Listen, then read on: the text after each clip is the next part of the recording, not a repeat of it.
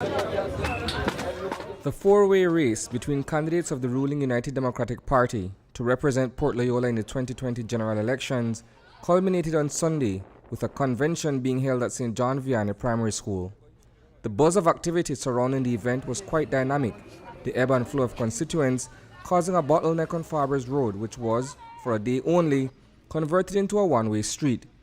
Along that stretch were passionate supporters of each aspirant, a majority of whom were clad in red t-shirts promoting their candidate of choice. Attorney General Michael Peyrefitte sat near the entrance of the schoolyard. We have done all that we had planned to do, and we are now just basically executing the strategic plan we had. So we feel good about it. Just a matter now of bringing out all the people, our people, have them vote for us, and then we count the ballots at the end of the day. Ostensibly, it's a relatively easy and straightforward strategy. In reality, mobilizing supporters and shuttling them to and from the convention is a task which proves to be a lot more difficult. Based on our pledges, I believe we sit comfortable, and we brought out our numbers in that early rush this morning, because if you know how politics run, whether at the bottom or the box, ultimately that we probably might decide a convention or election. So we were able to mitigate that first onslaught because our numbers came out, I think, better than our candidate, but that is yet to be seen. Former Councillor Dean Samuels resides in Port Loyola. Having served Belize City at the municipal level, this convention is the first step towards a change in political direction. His momentum, however, has weakened considerably after outgoing era Representative Anthony Boots Martinez decided to throw his support behind Peyrefitte. Even with the seismic shift in allegiance, Samuels is not deflated.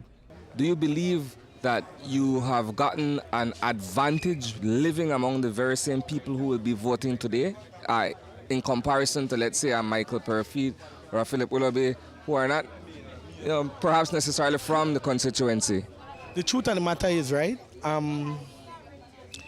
12 years ago I Belize City Council. So, like it or not, I have done countless infrastructure, countless donations to schools, to different things within this era. It was always understood that when Mr. Martinez go, I would have been endorsed as the next representative for Port Loyola. Things changed. Mr. Martinez decided to support who he wants. I have no problem with that or nothing about that. But personally, the 9 years I did as saying like protege, they put in works, they put in pounds in a Port Loyola, they get to know people and they deal with people, and a lot of people understand that. Of all the candidates participating in the intramural race, AC Shane Castillo is the least known. Lack of popularity, despite being a son of the soil, does not faze him in the least bit. The people of Port Loyola deserve a rep who put the people first, Someone who think about the people, think about jobs for the families, for the mothers especially, and the fathers, I see myself as one of the candidates that could bring that to Port, because living in a Port, rough, 35 plus years in a Port, nobody really done for Port, and I see the loophole where I could do it, and this other opportunity could happen make I do it, And that's the message he had been spreading throughout the constituency. With almost 4,000 registered voters spanning the electoral division, Castillo's campaign was less about money and political clout and more about socio-economic development. But in the sea of red that flooded Faber's Road on Sunday, that idea may have been lost on some, perhaps in communication or execution. By the time the final ballot was counted, Castillo had garnered the least votes. We begin now by announcing the results of today's convention. We start with AC Castillo with 33 votes, Dean Samuels with 144 votes,